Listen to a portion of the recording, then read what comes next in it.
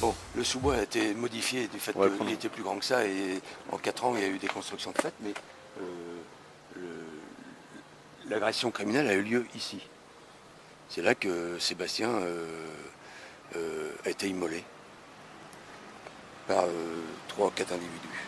Bonjour, est-ce que tu peux nous rappeler les faits de ce lundi 9 décembre 2002? Oui, je relevais les compteurs pour EDF en tant qu'intérimaire, et puis je suis rentré dans un hall d'immeuble avec les compteurs tout arrachés. Ensuite, je suis monté voir un peu plus haut, voir s'il y avait des compteurs à relever, comme était indiqué sur l'ordinateur d'EDF.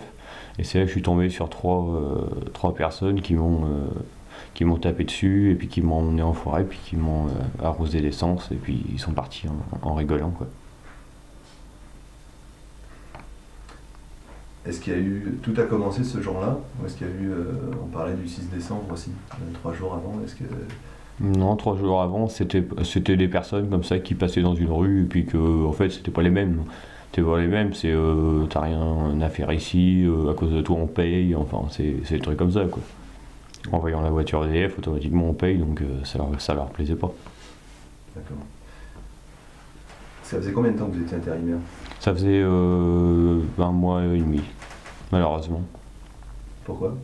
Parce que ça est arrivé, puis tout a été coupé, quoi. D'accord. Travailler dans ces quartiers-là, est-ce que c'était un problème? Comment c'était vécu au quotidien, dans le mois qui précédait? Dans le mois qui précédait, j'ai pas spécialement travaillé dans ce quartier-là exactement. Donc non, ça allait très bien. Ça allait très bien. J'avais de problème, sauf quand je suis tombé dans ce quartier-là, quoi. Dans ce quartier-là, à côté du Château Blanc, à Saint-Étienne-le-Rouvray, quoi. Comment s'est déroulée la prise en charge? Qu'est-ce qui s'est passé? Alors j'ai appelé de mon portable une ambulance, mais en fait je m'étais trompé d'adresse parce que j'avais regardé sur l'ordinateur d'EDF. Et après ensuite, déjà il y a un témoin qui m'a vu, mais qui est venu vers moi et qui est reparti, sans même m'aider à rien. Et ensuite il y a le gardien de l'immeuble avec un peintre qui a repeigné un immeuble, qui sont venus à mon secours et qui ont rappelé les pompiers. C'est-à-dire que le premier geste qui a été posé, c'est avec le portable. Ouais, voilà. Ensuite, qu'est-ce qu'il y a eu?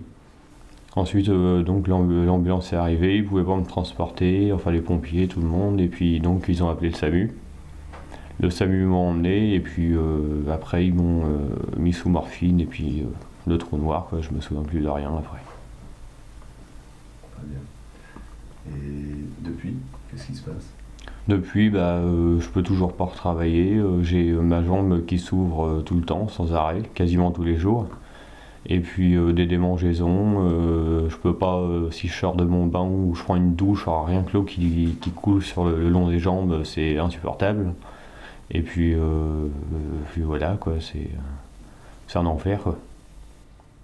Continue la prise de médicaments? Oui, enfin j'ai commencé à diminuer un peu parce que bon, j'ai peur que tous les médicaments un jour me rendent indépendant. Et puis bon, j'ai une fille, alors j'ai pas envie de tomber dans tous les médicaments, tout ça. Mais j'en prends toujours, je suis psychologiquement par un psychiatre.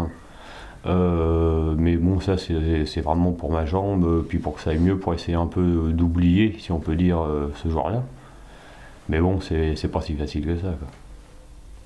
Le soutien psychologique, il est arrivé quand? Il est arrivé il n'y a pas si longtemps que ça, parce qu'en fait, à l'hôpital, il y a eu un soutien psychologique, et puis plus elle venait, plus ça me faisait mal au cœur. Donc, j'ai arrêté carrément à l'hôpital, et puis là, j'ai ressenti que j'en avais besoin il y a quasiment 1 mois ou 2, quoi. 1 mois ou 2 seulement, après Ouais. 5 ans? Ouais. Pourquoi? Parce qu'au début, je me suis dit que je pouvais garder tout pour moi, et puis j'ai bien vu que ça allait pas, et puis comme j'allais me marier, je me suis dit autant prendre quelqu'un qui peut m'aider, qui est dans le domaine de m'aider, quoi. Parce que qu'est-ce qui se passe? Des cauchemars, toujours repenser à ça, ça fait 4 ans, 5 ans que je pense à ça, et puis c'est toujours pareil. On revoit la chose toutes les nuits, toujours pareil, et puis quand on voit sa jambe, on se rappelle.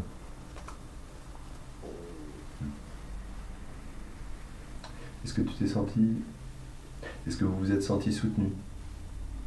Soutenu, oui, par ma famille et les amis, oui. Après, soutenu par EDF, pas tellement. Pas tellement. J'ai eu deux personnes d'EDF qui sont venues me rendre une visite, qui m'avaient fait d'ailleurs très plaisir. Et puis j'ai eu et la boîte d'intérim sont restés vraiment très sympathiques avec moi. Et puis ils font tout, ils font tout le jour que je pourrai travailler pour me trouver un travail, ça j'en suis sûr. Ah bon. C'est mon anniversaire aujourd'hui, ils m'ont même envoyé un message ce matin en me souhaitant mon anniversaire. Donc, Qui ça? la boîte boîte d'intérim. D'accord. Bon. Est-ce qu'il y a eu quel soutien concret il y a eu C'est-à-dire de la part des intervenants, que ce soit EDF, l'entreprise d'intérim, les syndicats? Non, il n'y a pas eu tellement de choses. Bon, je sais qu'ils ont porté plainte tous les deux. Donc d'un côté EDF, d'un côté la boîte d'intérim, mais il n'y a pas eu de. Il y a rien eu d'autre, quoi. Qu'est-ce que vous auriez aimé qu'il y ait eu? Bah, j'aurais aimé déjà qu'on m'embauche, enfin au moins qu'on me fasse une promesse d'embauche quand ça ira mieux. Et puis au moins qu'on me laisse pas tomber comme ça, quoi, parce que bon, j'aurais eu des chances d'être embauché et puis je les ai plus, quoi. Et quand j'ai redemandé si c'était possible de retravailler là-bas, on m'a dit faut passer les concours comme tout le monde, quoi. Donc le premier but, c'est quoi? Le premier but, Votre premier but, là, maintenant, ça va être quoi, alors? bah, c'est déjà de me soigner, parce que bah, c'est douloureux tous les jours. Et après ce temps-là, ça commence à faire long, d'avoir mal tous les jours et puis d'y repenser. Donc déjà me soigner, et puis ensuite bah, retrouver un travail pour avoir une vie normale comme tout le monde.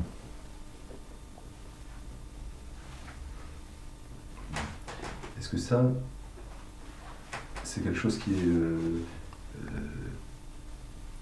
qu'est-ce que ça change au quotidien, ce qui s'est passé pour vous? Oh bah ça a changé tout. Ça a changé tout, hein. Si je suis à pied, je regarde derrière moi si je suis pas suivi, ou alors je sors pas de chez moi. Je demande à ma grand-mère de venir me chercher comme elle habite pas loin de chez moi, ou à mon grand-père, mais je sors pas tout seul. Je sors pas tout seul, ou si vraiment j'ai pas le choix, je sors les portes fermées et puis j'avance, quoi. Je fais pas gaffe. Enfin, je veux dire, j'ai toujours un œil derrière, dans le rétro, partout, quoi. Par peur de quoi? Bah justement de retomber sur ces mêmes personnes et puis qui se revengent, quoi. Étant donné que j'ai porté plainte contre eux, mais malheureusement contre X. Donc juste une vengeance, quoi. Est-ce que c'est une peur, comment vous la considérez, cette peur-là? C'est effectivement réel, ou c'est une peur que vous essayez de lutter contre cette peur-là? Non, c'est une peur réelle, hein. C'est la trouille, quoi, toute la journée, quoi. Quand j'ai ma fille, j'ose pas trop sortir avec ma fille parce que j'ai peur qu'il arrive quelque chose. Enfin, j'ai peur que si on m'attaque moi, bah, que ça traumatise ma fille. J'ai peur de pas pouvoir y arriver, quoi. Donc, je préfère rester chez moi, m'amuser avec ma fille, et puis, comme je sais qu'elle est heureuse chez moi, et puis éviter de sortir, quoi. Pour d'autres agressions, d'autres personnes qui peuvent être amenées à vivre ça, qu'est-ce qui devrait être fait selon vous? Par rapport aux personnes qui ont des agressions? Oui. Bah, déjà, qu'est-ce qui pourrait être fait déjà? Moi, déjà, au lieu de m'envoyer tout seul, on aurait pu m'envoyer à deux. Déjà, et on aurait pu déjà plus se défendre, parce qu'un contre trois, c'était impossible. Et puis nous dire au moins les quartiers dangereux, et puis pour éviter la violence, et ben, il faudrait plus de patrouilles de police, je pense, et leur donner plus les moyens aussi de faire leur travail, quoi.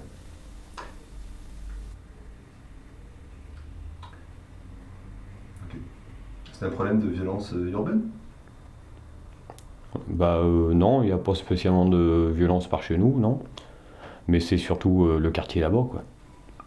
Chez nous, ça va encore. Enfin, ça va encore. Il y a quand même un mec qui s'est pris plusieurs coups de couteau il y a peut-être un an, un handicapé qui s'est pris plusieurs coups de couteau sur Elbeuf. Et puis, mais les gens ont que de la violence en tête. Et puis, Ou est-ce que vous portiez l'image de l'entreprise à ce moment-là?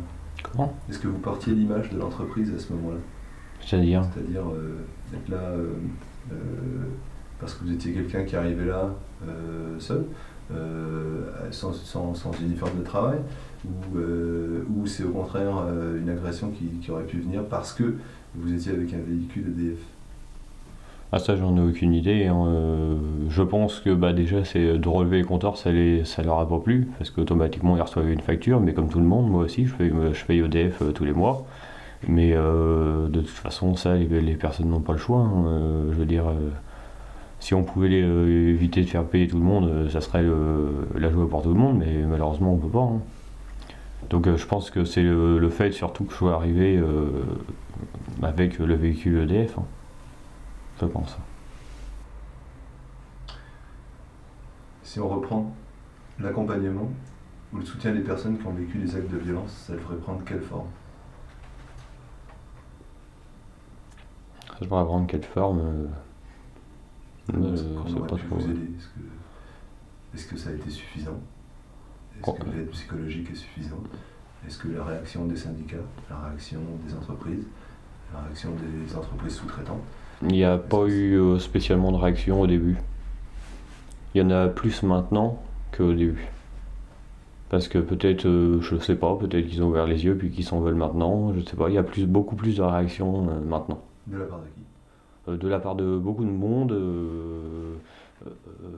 ça dépend, des personnes qui travaillaient à EDF, des collègues qui prennent des nouvelles, il y a beaucoup plus de personnes qui se...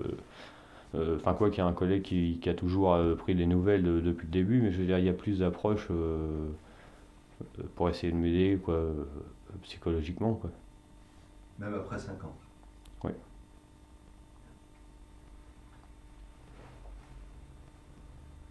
Pourquoi vous avez souhaité témoigner à visage caché? Pour éviter les représailles. Les représailles parce qu'ils n'ont jamais été arrêtés. Enfin, ils n'ont jamais été retrouvés, si on peut dire. Et puis, donc, enfin, pour éviter, oui, d'avoir des représailles. Et puis, je sais pas, parce qu'un jour qui me voient dans la rue et puis que ça recommence, quoi, pour éviter tout ça, quoi. Est-ce qu'ils vous en voudraient? Est-ce qu'ils vous en veulent? Je pense que ce jour-là, je suis arrivé au moment qu'il fallait pas. Il y avait sûrement un trafic de drogue ou quelque chose comme ça, donc je pense que s'il me retrouverait, je pense qu'à mon avis, il me fera pas de cadeau. Est-ce que vous leur en voulez? Ah oui, énormément. Parce que ça fait 5 ans que je vis l'enfer à cause d'eux.